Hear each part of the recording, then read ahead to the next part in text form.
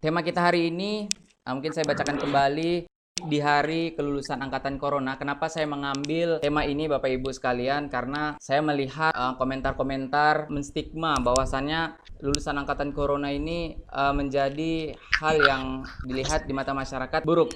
Karena melihat kejadian yang beberapa hari yang lalu, tepatnya pada tanggal 2 Mei tahun 2020 lalu, mereka mengambil nomor kelulusan yang seharusnya pemerintah juga sudah menggadang-gadangkan kita untuk tetap di rumah saja, tetapi teman-teman kita mereka masih seperti acuh tak acuh akan aturan yang telah dibuat. Tentu teman-teman yang sudah taat aturan seperti mereka yang menerima pengumuman secara online dan harusnya secara online, tapi mereka juga kecewa atas beberapa teman-teman kita yang menurut kita tidak baik. Langsung saja pembicara pertama, saya mau sapa Ibu Misni. Halo Ibu. Halo, Aidil. Alhamdulillah.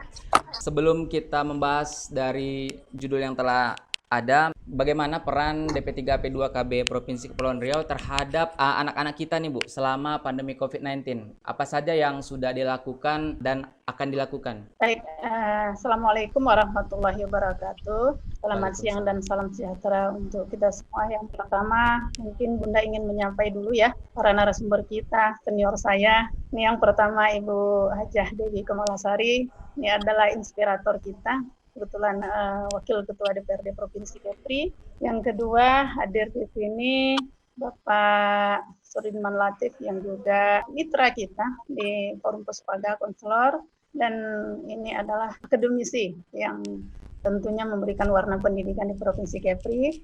Assalamualaikum Pak Saril Budiman sudah bergabung kita di sini, dan yang saya sayangi dan saya cintai tentunya semua forum anak, wabil khusus untuk Ananda Aidil yang hari ini sudah memfasilitasi kegiatan ini dan menjadi host, sangat luar biasa. Jadi Bunda mengapresiasi pikun yang kita laksanakan pada hari ini. Untuk menjawab apa yang tadi sudah Aidil sampaikan, mungkin Bunda agak sedikit bercerita tentang bagaimana gambaran COVID-19 di Provinsi Kepri. Mungkin Bunda ingin menyajikan data dulu bahwa ternyata COVID ini juga menyasar atau mendampak terkait dengan anak kita. Anak kita ketahui usia sampai dengan usia 18 tahun. Sampai dengan kemarin, tanggal 17 Mei 2020, itu berdasarkan laporan yang kita terima dari gugus tugas, itu ternyata anak-anak kita juga positif corona itu ada sekitar 9 orang. Kalau kita lihat dari penyebarannya itu, Batam ada 6 orang, Tanjung Pinang ada 2 orang, Karimun ada 1 orang. Alhamdulillah yang Karimun ini sudah sembuh. Dan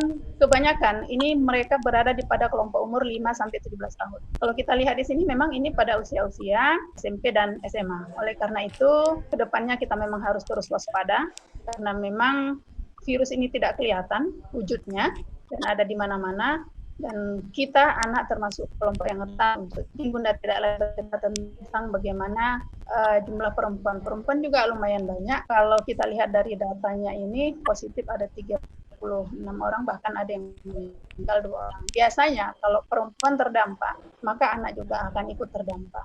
Di gambaran COVID-19 yang kelompok anak di Provinsi Kepri, kalau dibandingkan dengan daerah lain, dikatakan relatif rendah juga, tapi kita pinginnya zero, jadi 0 untuk COVID anak di Provinsi Kepri. Menjawab apa yang Aidil tanyakan tadi, tentulah Dinas Pemberdayaan Perempuan selama COVID-19 kita tahu mulai masuk itu di sekitar pertengahan bulan Maret. Beberapa hal yang sudah kita lakukan dan termasuk program nasional yang kita kenal dengan Sejarah bersama jaga keluarga kita. Itu ada 10 aksi yang dilaksanakan bersamaan tingkat pusat, provinsi, dan kabupaten kota.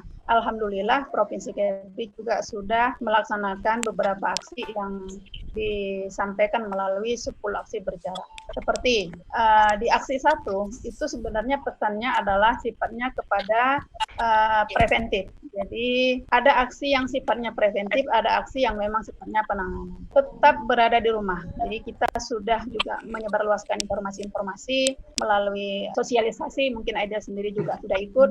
Kita menggunakan molin, kita berkeliling di perkampungan masyarakat, bahkan kita stay di beberapa pasar sambil membagikan masker, menyiapkan sarana cuci tangan sekaligus sosialisasi. Kita meminta kepada masyarakat untuk tetap berada di rumah, jika tidak penting jangan keluar, tapi kalau memang harus juga keluar harus menggunakan alat pelindung diri seperti APD. Dan yang kedua, ini adalah bagaimana hak perempuan dan anak ini terpenuhi.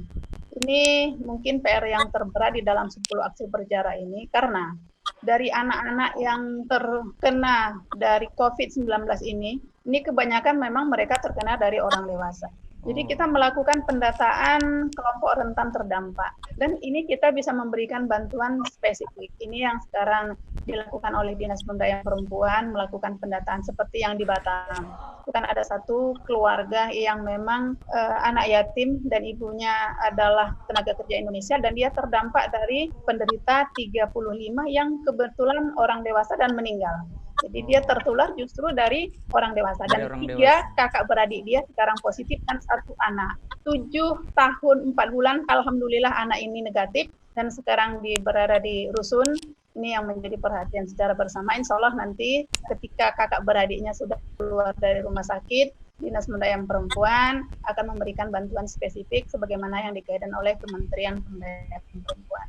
Dan anak yang memang terdampak COVID-19 ini terpenuhi kebutuhan spesifik dasarnya. Banyak lagi yang kita lakukan, seperti pembagian sembako, pembagian masker, kita menjahit masker di workshop, kita bagi-bagikan kepada termasuk panti asuhan, termasuk dengan kelompok perempuan dan khususnya untuk kelompok perempuan dan anak. Dan kita juga membuat baleho di 3 titik Karimun, Batam, Tanjung Pinang. Ini bagaimana upaya kita untuk memberikan sosialisasi pemahaman pendidikan kepada masyarakat agar kita harus waspada kepada COVID-19 ini.